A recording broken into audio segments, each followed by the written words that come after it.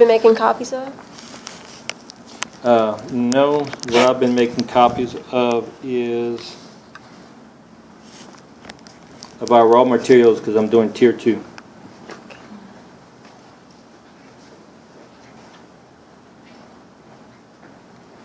So in your hand you have new safety material data sheets, or SDS. As you can see, we'll go over the 16 sections.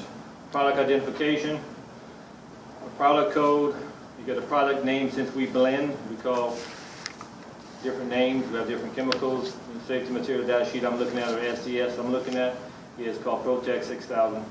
You each have a different one. As you can see, we have the company name on there. We have the address. We have the 24-hour emergency number on there, which is Chemtrack. We have a customer service number. You have any information they need to know, they get to call us. We've got a chemical family name on it. It's an inhibitor, a corrosion inhibitor. So you can see it's a mixture. Where do you see that? In the section 2, we've got hazardous identification, composition of information, or ingredients. We have the three or four ingredients that make it up. If the ingredients have CAS numbers, which they do, we have them written down. We have the percentages that we have in there. We have a hazardous identification, as you can see. Emergency overview, routes of entry. Is it inhalation? Yes. Contact with the skin is a problem? Yes. If you contact your eyes is a problem? Yes. And if you happen to eat it, it can cause problems too? Yes.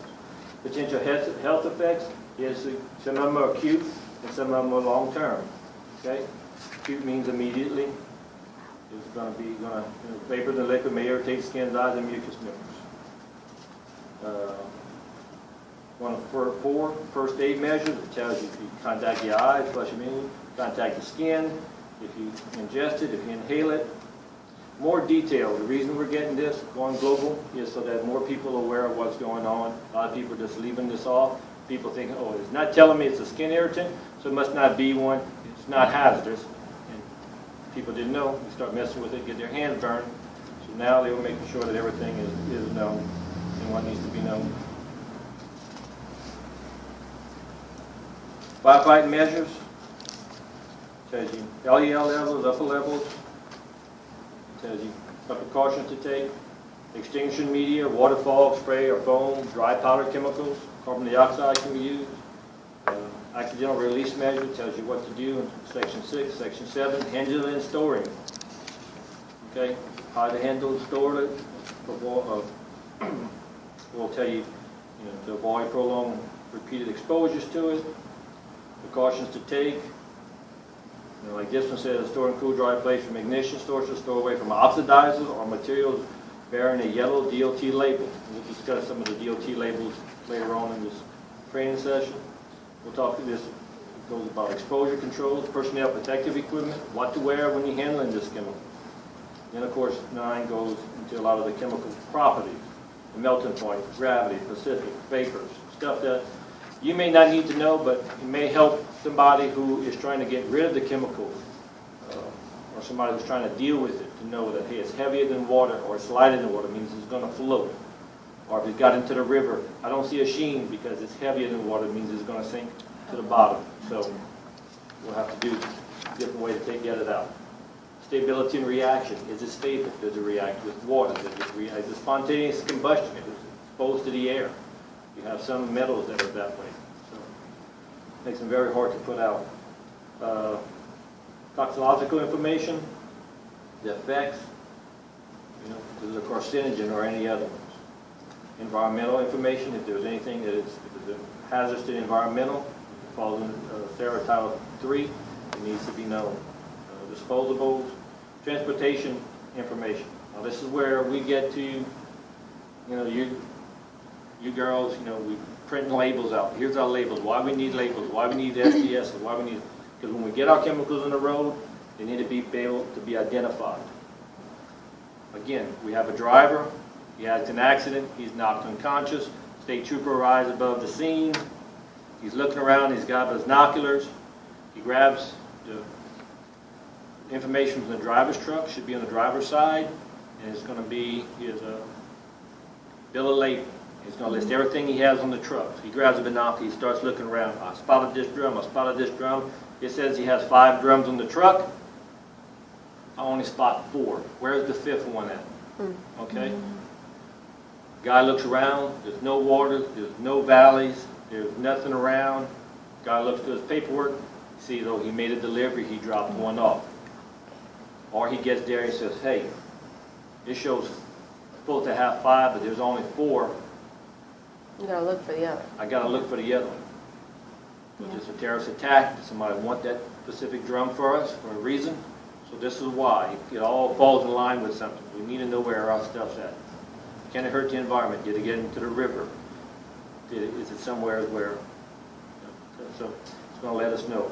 Anyway, when you're going down the road and you'll see all these stickers and stuff with these chemicals on the trucks, now that you're working for us and we'll start going over the guidebook, you start saying, oh, let me back off and get on the side and pass this truck up so that I can... I'll be safe. Sweetheart, get away from that truck. If something happens, I don't want to be behind it. Pass him up. It's okay to go fast this time, baby. Go ahead, all right? So you'll start realizing what's going on. You start seeing more chemical, the signs, and hopefully you'll be aware of what you have. Flammable signs, flammable liquid. You have UN numbers. The UN numbers help guide us in how to respond to these chemicals. They fall into certain categories. Section 15 is regulatory information. 16 is other information. Now, every sheet from now on in the safety data sheets is going to have this so that people will know they can find this information. If people call you, ask you stuff, just tell them, hey, I can send you a safety material data sheet. What product to look for, here it is. It helps out with that. Talk about again about our facility. Spills and leaks around our facility. Again, we're not a processing plant. So there's nothing going through a chemical change which can cause a reaction, which can cause something to blow up. We do have the potential of fires, static electricity. Mostly our potential comes from static electricity.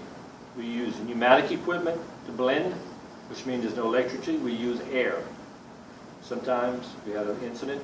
One of our guys rubbing his hand, moved, created a spark, and one of our tanks caught on fire.